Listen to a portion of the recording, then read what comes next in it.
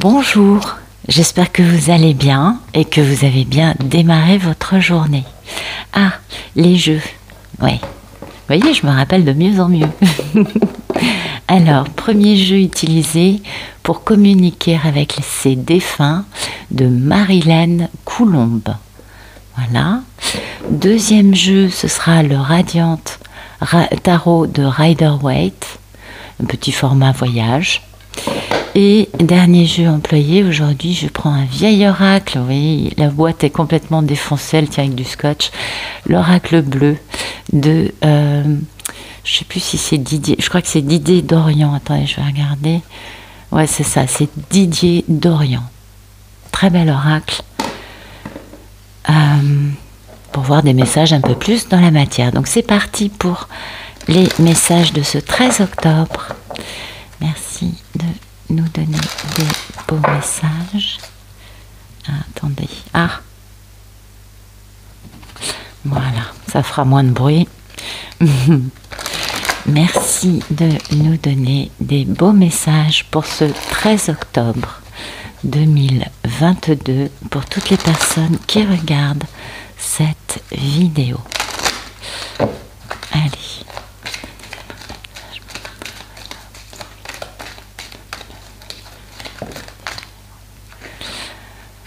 Des croyants, on nous parle de croyances profondes et de périodes de deuil.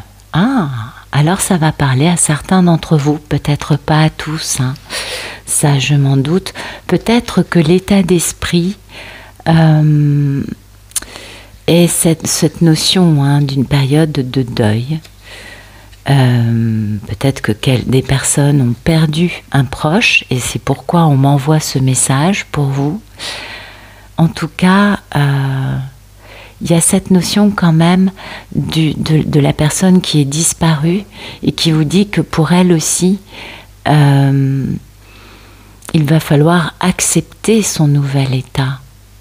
Accepter d'être séparée de sa vie terrestre, des personnes qu'il ou elle aimait, de sa vie humaine.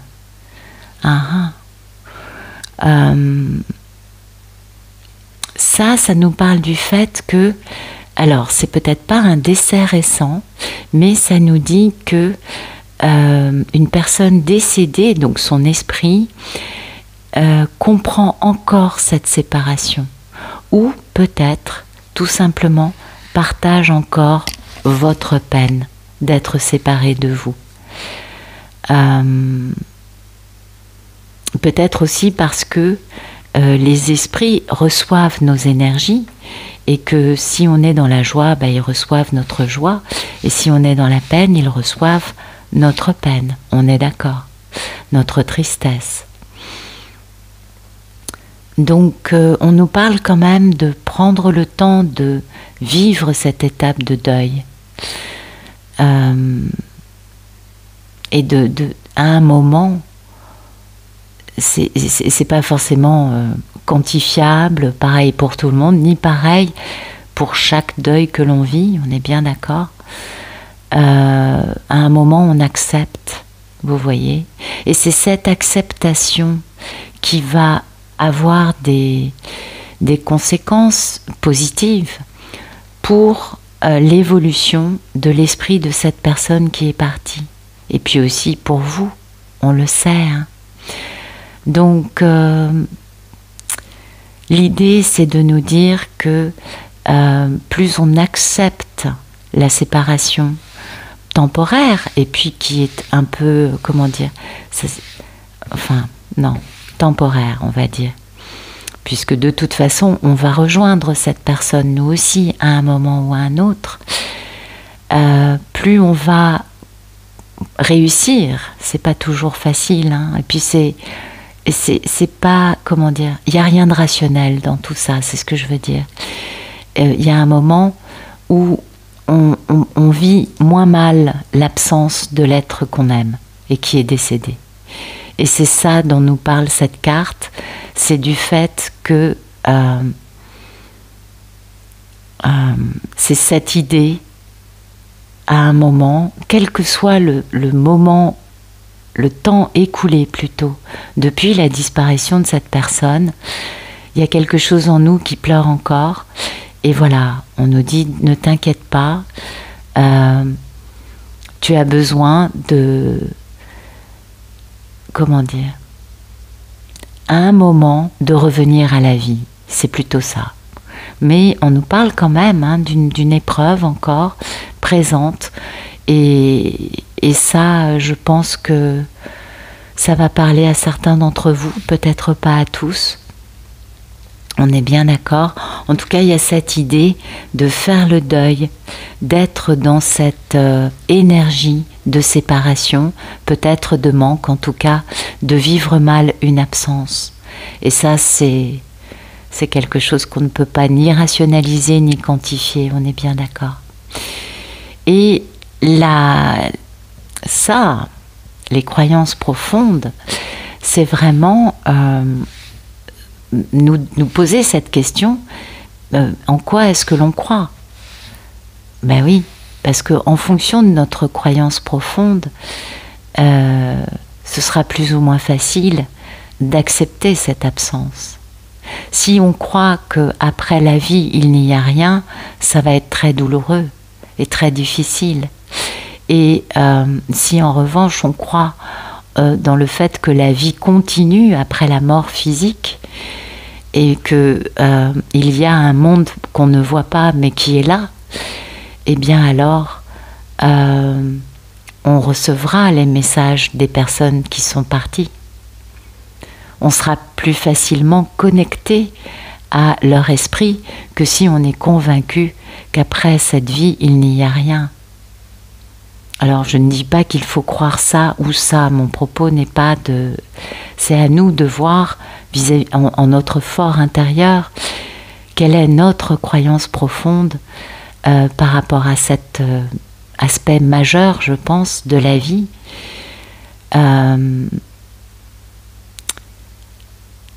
Parce que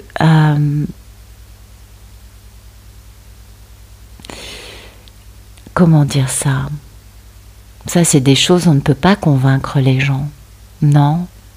Il n'y a que leur expérience de la vie, que leur ressenti personnel qui peut en effet les persuader de cela ou d'autre chose. Avoir foi ou pas en quelque chose, c'est quelque chose de très intime, je crois. N'est-ce pas? Et ce qui est important, c'est de comprendre que là, c'est un travail ou une compréhension ou un moment eureka aussi, vous savez, tout est possible, qui permettra à la personne qui souffre, parce que du coup l'absence qui se fait sentir est beaucoup plus lourde à porter, beaucoup plus type fardeau, vu qu'en plus, comme elle ne croit pas en la vie après la vie, le défunt ne peut pas communiquer avec elle. Donc voilà, il y a une espèce là de... C'est très particulier, c'est la première fois que je vois ces cartes sortir. Et je pense que ça, c'est un message personnel. Voilà. Ça ne parlera peut-être pas à tout le monde. On est d'accord. Allez, on va regarder un message un peu plus dans la matière. Peut-être aussi... Là, je vais faire une espèce de digression. Hein.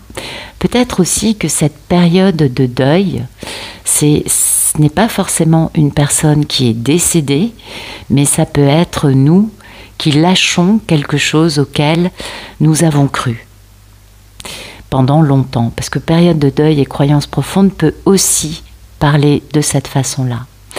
Et c'est pas toujours évident de lâcher des convictions, des croyances, des foi, des conceptions. Si ça se passe comme ça, c'est pour ça. Si ça se passe comme ci, c'est pour ça. C'est pas toujours facile de passer à une autre croyance. Et ça, je crois que ça fait partie du chemin ascensionnel et que du coup, ça doit parler à plus de personnes, vous voyez. Oui, pareil, même réflexion que pour la première version, c'est quelque chose de très intime et chacun pourra l'interpréter, le recevoir par rapport à sa situation, par rapport à ce moment dans lequel la personne est, dans lequel elle se dit ce à quoi j'ai cru, je sais pas, mettons par exemple une personne est convaincue que les tomates c'est bleu. Non mais j'exagère, je vous donne un exemple stupide. Mais eh bien un jour elle va comprendre, ah ben non en fait elles sont rouges. Vous voyez, c'est un peu ça.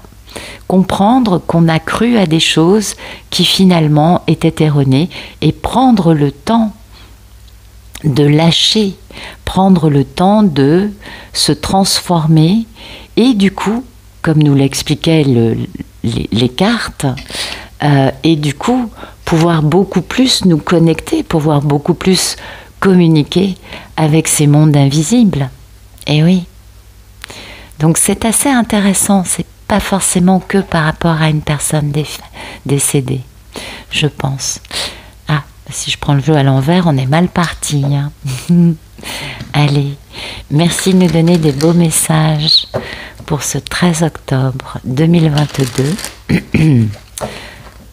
pour toutes les personnes qui regardent cette vidéo.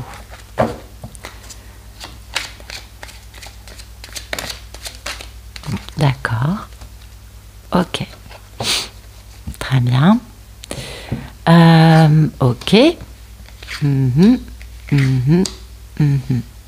Voilà. Alors, ça nous parle de personnes ou de situations dans notre vie qui nous mentent, nous volent, nous manipulent, sont terriblement opportunistes et ne pensent qu'à leurs pommes. Ok. Quel que soit le domaine, hein, moi j'essaie de vous donner une trame et vous vous adaptez à ce qui vous parle, à ce qui résonne en vous. Ok. En fait, ce qui est de merveilleux, c'est que le cycle est fini. Parce que la carte du monde, c'est la fin du cycle. On va repartir sur de nouvelles bases. Donc c'est fini, hein, ça, voilà. Mais c'est fini d'une façon très positive parce que nous, on en retire beaucoup de bonheur, beaucoup de succès, beaucoup de bien-être. On peut en quelque sorte se mettre à nu et on a un peu l'impression de tenir le monde dans notre main. Ok. Donc, fin de ça. Ça, c'est super beau. Meilleure carte du tarot. Du coup, on est beaucoup plus stable, on est beaucoup plus riche, on est beaucoup plus capable de faire fructifier notre argent, notre richesse, puisque finalement, on a éliminé tout ce qui était cause de vol, de perte, d'abus de confiance, de manipulation qui nous entravait dans notre abondance, dans notre parcours de stabilité, d'ancrage et aussi de protection, parce que le roi de Pentacle, c'est toutes ces qualités-là. Donc, toutes ces choses-là peuvent revenir, voyez, sur le devant. Ok.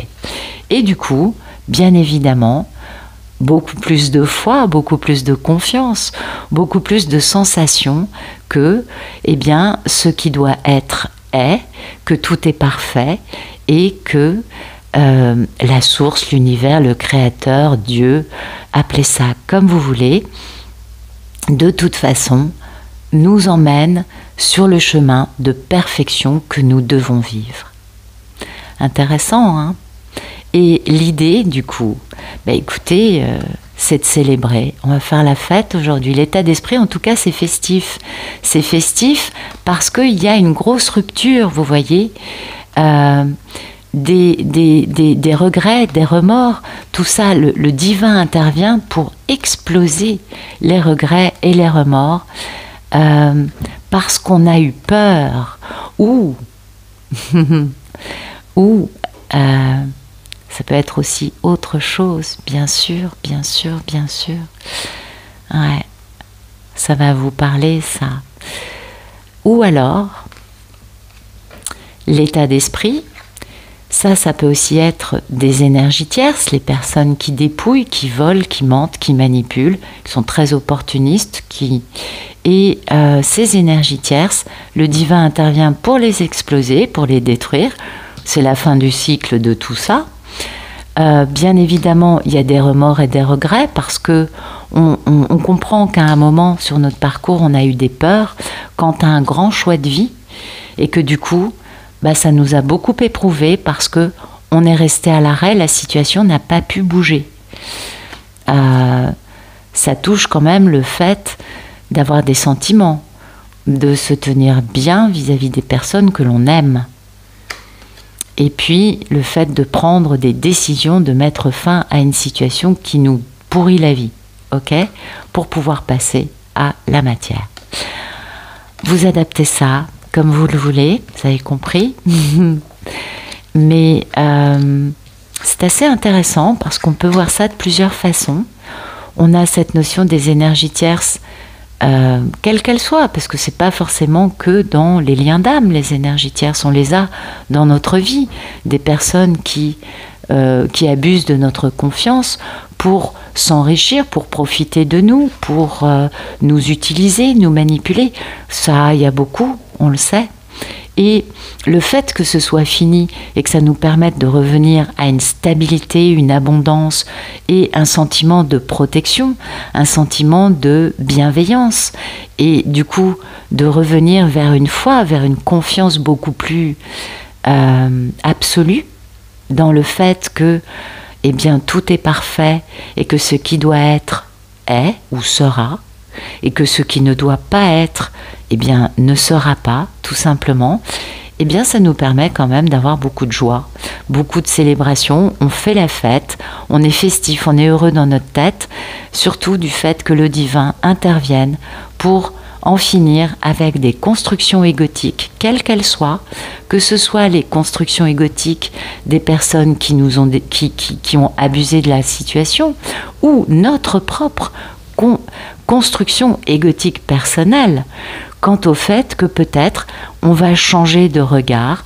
sur les choses et se dire en fait si ces personnes ont pu se tenir comme ça, c'est que quelque part ça devait m'apprendre une leçon. Et oui, on est bien d'accord.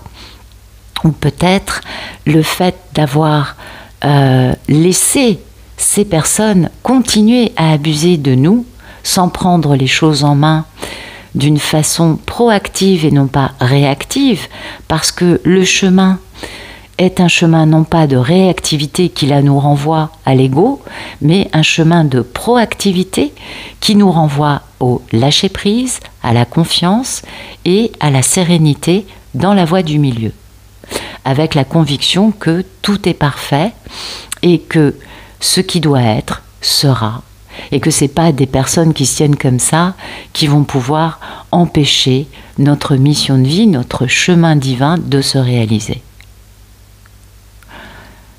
C'est intéressant. J'espère que ça vous a parlé. Ouais. Alors, merci de nous donner des beaux messages pour ce 13 octobre 2022 pour toutes les personnes qui regardent cette vidéo. Ok.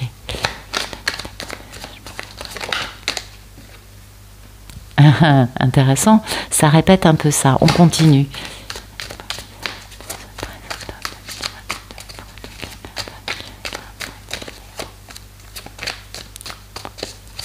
Non, apparemment, on va quand même essayer d'en avoir un de plus. Quoique celui-ci est assez parlant, vous l'aurez compris. Yes, voilà. C'est ce que je me disais, mais bon. Donc, l'énergie dans laquelle ça se passe, c'est notre connexion avec le divin. C'est aussi l'énergie, c'est aussi l'intellect. L'air, ça touche un peu tout ça. Ok. On nous parle de grandes perturbations. Ce que nous annonçait le tarot de Rider-Waite. On nous parle de grandes perturbations, de choses qui vont être complètement explosées. Alors pas forcément détruites, mais disons qu'elles ne pourront plus suivre leur cours comme elles le faisaient, et on nous annonce des changements qui se mettent en place. Parce que, c'est ce que nous disait le tarot, ça, c'est fini. D'où cette notion de perturbation. Ben oui, parce que c'en est fini de cette perturbation, quelle qu'elle soit. Que ce soit dans des mensonges, que ce soit dans des manipulations, que ce soit dans du vol. Vous voyez, il y a vraiment quelque chose qui va bouger, qui va complètement disparaître.